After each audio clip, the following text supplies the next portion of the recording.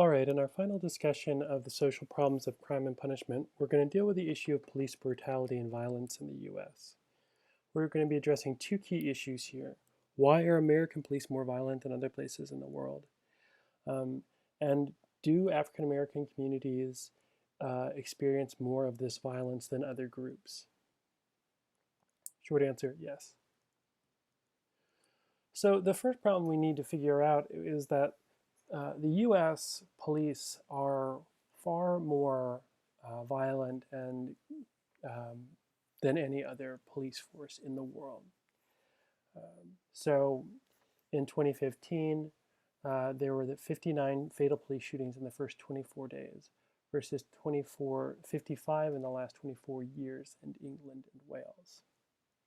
Now we might notice there is, yes, a population disparity, but this is an extraordinary difference in violence. 55 years, and they still had fewer. I'm sorry, 24 years, and they still had fewer violent incidents than in 24 days. So how do we explain this? There's a complex range of social factors that we need to understand. One of them is simply the fact that the US is a very gun-heavy society. So there are more guns around in our society, which means that police are essentially expecting more guns. We have something like, I don't know, 3 guns per person in our population. It may be much higher than that, but it's really a lot of guns. And we have fewer restrictions on who can own them. So this leads to more potentially violent interactions. The other thing we need to understand is something about training. In Germany or England and in many advanced countries, police go to train for, on average, about 2 years. So it's essentially like going to a junior college. In the US, we have a very different picture. If you were to think about what's the minimum time that police train in the US, you'd find that across the nation, there is no minimum. Often it's a period of weeks or months. So something like, I think, 18 or 19 weeks is the longest training period for many police officers. That's again versus 2 years for many other countries. So our officers receive uneven training. There is no federal standard, and they receive less training than most other countries. And this perhaps leads to situations in which they are more frightened, less able to control their behaviors, and more likely to pull a trigger. So is this really affecting Black communities more, or does it just seem that way? This is a tricky question, but the simple answer is yes, more Black folks are the subject of this violence, but not in terms of raw numbers. So what we're looking at here is 3 different bars for each different racial group. The black bar on the left of each side is the census estimate, meaning the estimate of the portion of that group that makes up the population. So white folks are just over 60% of the total population of the US. Black folks are right around 14%. Hispanic a little bit higher than that. Asian Americans are less than, as we can see, about 5% of the population. And then the far right bar,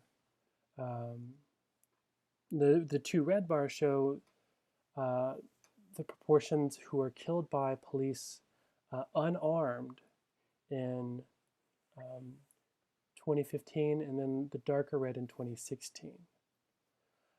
So what this shows us is that in terms of raw numbers, there were more white people killed by unarmed white people killed by police. But it's actually less than the portion of the population. It's disproportionately less.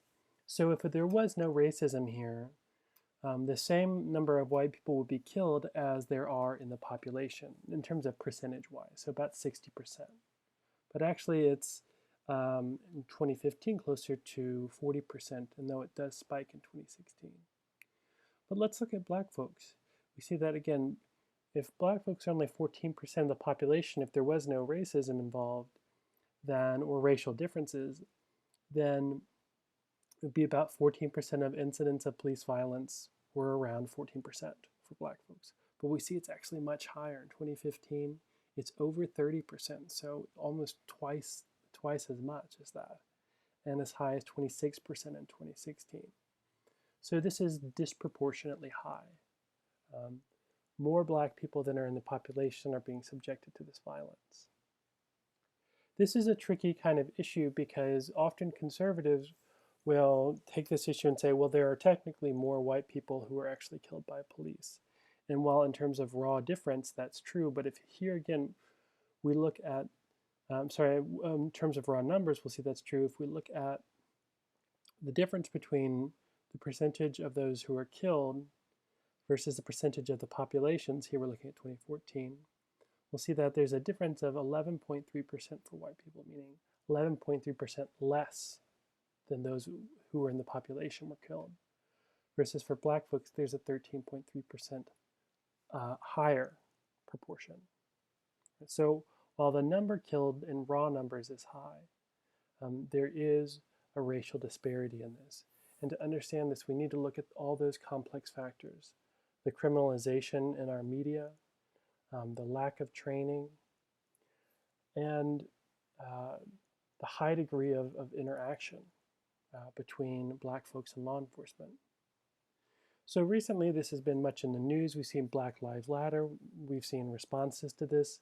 Has this really led to increased officer crime? Is Blue Lives Matter a real issue here? No. If we look at the chart on the right here, the total number of officer deaths has actually been pretty steadily declining, though it goes up and down. The overall trend is down.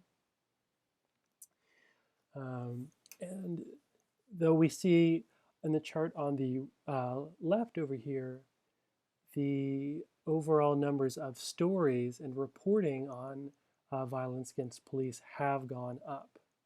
Right? So we're reporting about it more and people are talking about it more, though maybe not today. But the actual officer deaths has not really changed. Right. So again, when we look at the intersection of race and violence, the summary is that it's institutional, it's built into our social structure, it's not an individual problem. African Americans are disproportionately sucked up into the criminal justice system. U.S. police violence is just much higher, and so when we take this, these criminal ideas of blackness, lesser amounts of training, little sanction and oversight is also very important. When police violence didn't happen, people were very slow to sanction officers, to arrest them, and this is slowly changing. And this has had some problematic outcomes, this disproportionate violence for black communities. At a big level, on a macro level, there's been decreasing legitimacy for the law enforcement community. This is actually a general problem with some institutions. Because those officers are not seen as actually dispensing the law, they're seen as dispensing a racist violence. And so they're not really seen as legitimate. In some black communities, it's also led to decreasing crime reporting, which is kind of a problem because they don't want to invite police into the community if they're just going to start shooting people. So this creates a number of problems, but these can also give us some ideas of how to solve it, ways in which we can change policies to ameliorate some of these problems, which is going to be the subject of our discussion board.